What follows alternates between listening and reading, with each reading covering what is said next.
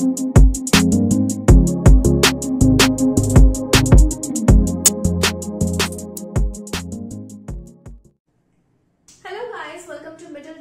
इस वीडियो में आज हम एक नया कोर्स शुरू करने वाले हैं जिसका नाम है DBMS। अब DBMS as an engineering subject बहुत ही ज्यादा इम्पोर्टेंट है। क्यों? क्योंकि ये गेट, UGC, नेट वगैरह जो कम्पिटिटिव एग्जाम्स हैं उनमें भी बहुत ज्यादा वाइटल रोल प्ले करता है एंड साइमल्टेनियसली आपके प्लेसमेंट के लिए भी बहुत ज्यादा इंपॉर्टेंट है। तो ये एक इकलौता ऐसा सब्जेक्ट है जो कि GATE as well as placement में इक्वली इम्पोर्टेंट है, राइट? एंड इसीलिए अगर आप देखेंगे तो आपके जो कॉलेज लेवल पे भी है तो भी आपको DBMS में काफी इंपॉर्टेंस दी जाती है, क्योंकि ये बाद में चल के आपके लिए बहुत ही एक वाइटल सब्जेक्ट होने वाला होता है। So guys, let's get started with our new course DBMS। तो आखिर DBMS है क्या, यानी कि DBMS तो बता दिया, तो फिर इसका फुल फॉर्म क्या है। तो सबसे पहले आइए जानते हैं कि DBMS का फुल फॉर्म क्या है और इस फुल फॉर्म को अच्छे तरह से समझते हैं। तो DBMS का फुल फॉर्म होता है डेटाबेस मैनेजमेंट सिस्टम। अब आप बोलोगे भाई आपने नाम तो लिख दिया डेटाबेस मैनेजमेंट सिस्टम, पर इसका मतलब क्या होता है आगे? मतलब 4 वर्ड्स का आपने एक सब्जेक्ट का नाम लिख दिया पर सब्जेक्ट का नाम ही समझ नहीं आ रहा तो सब्जेक्ट क्या समझ जाएगा, है ना? तो इसमें नहीं समझने वाली कोई चीज नहीं है। हम एक एक करके इस टर्म को समझते हैं कि आखिर डेटाबेस मैनेजमेंट सिस्टम होता क्या है। तो सबसे पहले समझते हैं कि डेटा क्या होता है। तो डेटा किसको बोल सकते हैं? Data is anything like any random fact. Any random fact can be said as data। अच्छा, एक और चीज होती है, जब हम इंग्लिश में बात करते हैं कभी कभी हम डेटा को इंफॉर्मेशन बोल देते हैं या इंफॉर्मेशन को डेटा बोल देते हैं, मतलब उनको हम सिमिलर वर्ड्स की तरह ही यूज करते हैं, बट एक्चुअली में वो दोनों सिमिलर नहीं होते हैं। डेटा और इंफॉर्मेशन में काफी डिफरेंस होता है, ठीक है? तो डेटा क्या होता है? डेटा हमारा हुआ एनी रैंडम फैक्ट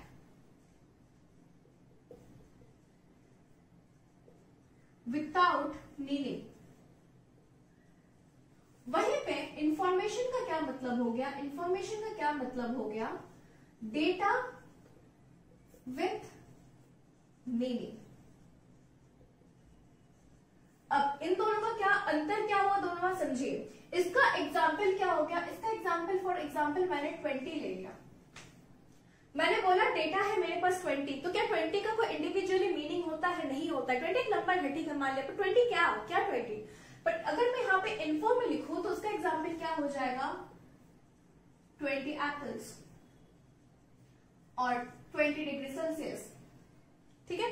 तो इंफॉर्मेशन से हमें पता चल रहा है कि 20 एप्पल्स है, 20 एप्पल्स की बात की जा रही है, या फिर 20 डिग्री सेल्सियस की बात की जा रही है, कहीं के टेम्परेचर की बात की जा रही है, एप्पल्स की बात की जा रही है, टेम्परेचर की बात की जाती है। तो ये हो रहा है इंफॉर्मेशन, ये इसका कुछ एक मीनिंग है ना? बट अगर हम सिर्फ 20 की बात करें तो कैसे 20 का कोई मीनिंग है? नहीं है। तो वो होता है हमारा डेटा, कोई भी एक रैंडम फैक्ट और random knowledge without any meaning.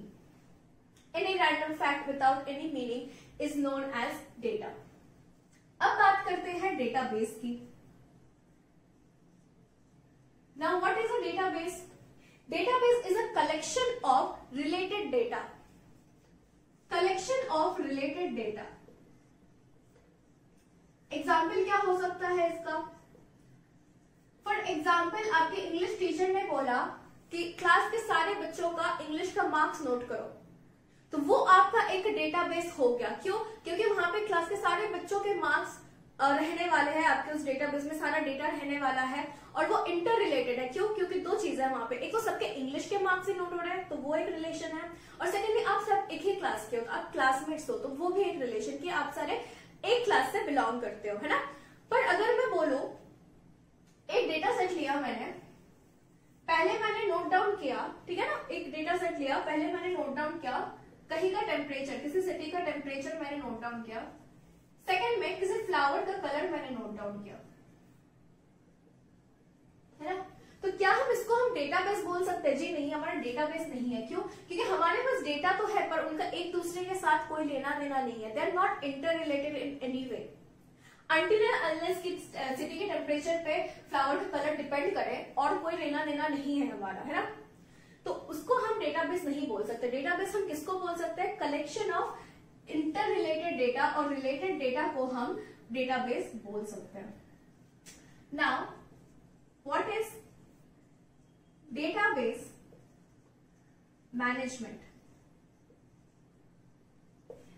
Database management is nothing but manipulation of the data in database.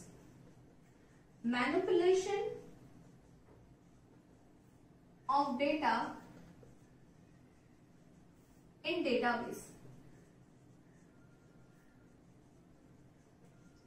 इसका क्या मतलब है? जो डेटा हमारे डेटाबेस में प्रेजेंट है उसको ऐड करना, उसमें कुछ नया डेटा ऐड करना, या पुराने डेटा को रिमूव करना, या एग्जिस्टिंग डेटा को अपडेट करना, यानी कि उसके साथ कोई भी छेड़खानी करना, मैनिपुलेशन करना, उसको हम बोलते हैं डेटाबेस मैनेजमेंट। यानी डेटा के साथ कोई भी मैनिपुलेशन करना डेटाबेस में, उसको हम बोलेंगे डेटाबेस मैनेजमेंट।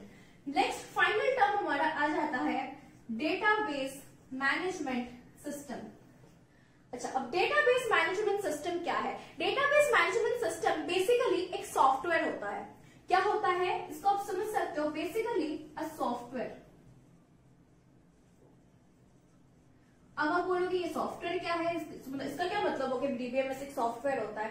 तो देखो यहाँ पे जब मैंने बात की डेटाबेस मैनेजमेंट की, तो manipulation of data in database, यानी कि ऐड, रिमूव, अपडेट या जो भी काइंड ऑफ मैनिपुलेशन आप करना चाहते हैं। पर यहाँ पे बात हो रही थी मैनुअली। पर जब मैं किसी प्रोग्राम की मदद से, कुछ सेट ऑफ इंस्ट्रक्शंस की मदद से ये मैनिपुलेशन करने की कोशिश करूं, तो वो जो सेट ऑफ इंस्ट्रक्शंस है that is nothing but my DBMS. ठीक है, सो सेट ऑफ इंस्ट्रक्शंस मतलब बेसिकली क्या होता है? प्रोग्राम होता है set of instructions, right? So set of instructions that enable us to manipulate the data.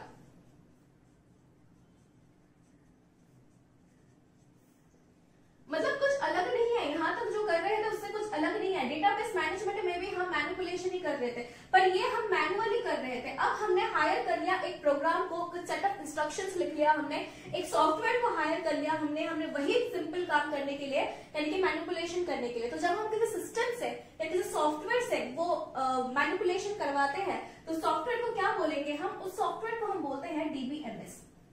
ठीक है, क्लियर हो गया कि डेटाबेस मैनेजमेंट सिस्टम क्या होता है। हर एक चीज का अलग अलग मतलब है यहाँ पे, हर एक चीज का अलग अलग मतलब है यहाँ पे। ठीक है, अच्छा एक और चीज आती है, कहीं कहीं पे आपको पूछ लेते हैं कि डीबीएमएस वर्सेस डीबीएस। तो बहुत लोगों को लगता है कि डीबीएमएस और डीबीएस सेम चीज है। डीबीएमएस मतलब डेटाबेस मैनेजमेंट सिस्टम और डीबीएस मतलब डेटाबेस सिस्टम। देखो डीबीएमएस और डीबीएस सेम चीज नहीं है। ठीक है, डीबीएस बेसिकली बना होता है हार्डवेयर प्लस सॉफ्टवेयर से। ठीक है, डीबीएस बेसिकली बना होता है हार्डवेयर प्लस सॉफ्टवेयर से। तो यहां पे हम बोल सकते हैं कि डीबीएस बना हुआ है डीबीएमएस प्लस हार्डवेयर से। कि मैंने आपको बोला था DBMS is nothing but basically a software, right? तो ये सॉफ्टवेयर में अगर हम कुछ हार्डवेयर मिक्स कर देते हैं, इस सॉफ्टवेयर के साथ अगर कुछ हार्डवेयर हम ऐड कर देते हैं, तो हमारा बनता है फाइनली डीबीएस। तो डीबीएमएस और डीबीएस सेम नहीं है। DBMS is only the software part in DBS. DBMS is only the software part in DBS, और जबकि डीबीएस हमारा डीबीएमएस प्लस हार्डवेयर से बनता है। अभी हम पढ़ने वाले हैं कि हमारे डीबीएमएस में हम कुछ मॉडल्स का यूज करते हैं। अब जो हम मॉडल्स का यूज करते हैं that depends on the phases. Now what are phases? For example आप समझ लीजिए आपको एक घर बनाना है। ठीक है, तो आपने बुलाया प्लानर को। तो क्या प्लानर आते ही आपको एक घर बना के दिखा देगा कि भाई साहब आपका घर ऐसा दिखने वाला है? नहीं, वो आपको पहले देने वाला है उस घर का एक ब्लूप्रिंट, राइट? उस घर का वो आपको देने वाला है एक blueprint, right? So the blueprint is nothing but in DBMS it is known as conceptual view. क्या बोलते हैं हम उसको? conceptual view. डीबीएमएस में ब्लूप्रिंट को हम बोलते हैं कंसेप्चुअल व्यू, यानी कि जो आपको एक ब्लूप्रिंट दिया जाता है आपको घर बनाने से पहले। चलो ब्लूप्रिंट हो गया, आपको अच्छा लग गया, आपका ब्लूप्रिंट आपने फाइनलाइज कर लिया। उसके बाद क्या होता है, उसके बाद हम करते हैं अपना कंस्ट्रक्शन का काम, है ना। यानी कि हम बेसिकली ये जो ब्लूप्रिंट हमारे पास प्रेजेंट है इसको हम करते हैं इम्प्लीमेंट, राइट, इसको हम करते हैं इम्प्लीमेंट। तो हमारा नेक्स्ट व्यू जो डीबीएमएस में है that is nothing but implementation और logical view, implementation और logical view, right? इसके बाद फाइनली जब आपका कंस्ट्रक्शन कंप्लीट हो जाता है तो आपको आपका घर क्या मिलता है, आपको आपका घर रेडी मिलता है, रेडी फॉर इंटीरियर डेकोरेशन और समथिंग, यानी कि जब फिनिशिंग टच है आपको वो देना पड़ता है ना। तो वो view is nothing but that is known as physical view, क्योंकि आपको आपके घर का फिजिकल व्यू देखने को मिल गया कि भाई हाँ मेरा घर अब ऐसे बन गया है। अब इसमें थोड़ा बहुत इंटीरियर करना हो सकता है, थोड़ी बहुत एक्स्ट्रा टचेस देना हो सकता है, राइट। तो ये हो गया आपका फिजिकल व्यू। तो ये जो फेजेस है, स्टार्टिंग क्या होता है कंसेप्चुअल व्यू से, उसके बाद करते हैं हम उसको इम्प्लीमेंटेशन और लॉजिकल व्यू, और जब बन जाता है तो बात है फिजिकल व्यू। तो इसके हिसाब से हमारे पास डीबीएमएस में कुछ मॉडल्स है। तो कंसेप्चुअल व्यू में हम जो मॉडल का यूज करते हैं उसको हम कहते हैं ER model, right, entity relation model, इसको हम बोलते हैं ईआर मॉडल। ये बेसिकली एक ग्राफिकल रिप्रेजेंटेशन होता है हमारे डेटाबेस का। उसके बाद हम इम्प्लीमेंटेशन और लॉजिकल व्यू में यूज करते हैं रिलेशनल मॉडल। देखो और भी बहुत सारी चीजें यूज होती है, पर रिलेशनल मॉडल जो है सबसे फेमस मॉडल है इम्प्लीमेंटेशन या लॉजिकल व्यू के लिए। रिलेशनल मॉडल को हम बहुत बार आरडीबीएमएस भी बोलते हैं, relational database management system, right. और रिलेशनल मॉडल में क्या होता है, रिलेशनल मॉडल में हमारा जो डेटाबेस है वो टेबुलर फॉर्म में हमेशा नोट डाउन होता है, वो हमेशा टेबुलर फॉर्म में सेव्ड होता है, राइट, वो हमेशा टेबुलर फॉर्म में होता है। रिलेशनल मॉडल में हमारा डेटा हमेशा टेबुलर फॉर्म में होता है, यहाँ पे ये हमेशा डायग्रामेटिक फॉर्म में होता है या ग्राफिकल रिप्रेजेंटेशन बोल सकते हैं इसको हम, ग्राफिकल रिप्रेजेंटेशन बोल सकते हैं।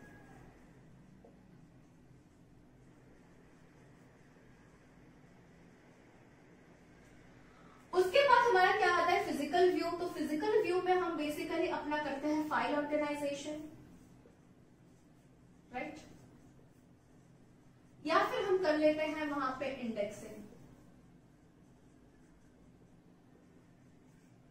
राइट। तो ये जो हमारे मॉडल्स हैं इनके बारे में हम एक एक करके पढ़ने वाले हैं। तो आने वाले कुछ वीडियोस में हम लोग ईआर मॉडल के बारे में पढ़ने वाले हैं। ईआर मॉडल एक बड़ा ही कॉन्सेप्ट है, उसके हम अभी 6-7 और वीडियोस आएंगे ईआर मॉडल के ऊपर। उसके बाद हम रिलेशनल मॉडल में जाएंगे एज यूजुअल, राइट। तो these are the main phases, conceptual view, implementation और लॉजिकल व्यू, फिजिकल व्यू और उनके करस्पॉन्डिंग ईआर मॉडल। और रियल लाइफ एग्जाम में आप एग्जाम्पल में आप ऐसे समझ सकते हो कि कंसेप्चुअल व्यू आपको ब्लूप्रिंट होता है घर का, इम्प्लीमेंटेशन यानी कि जब कंस्ट्रक्शन चल रहा होता है ब्लूप्रिंट के बेसिस पे, और फिर आपको फिजिकल व्यू जब रेडी हो जाता है आपको फिनिशिंग टचेस देने। So guys, that's all for today's video. So I hope you enjoyed the video. If you enjoyed it, please like the video and subscribe to the channel. Thank you.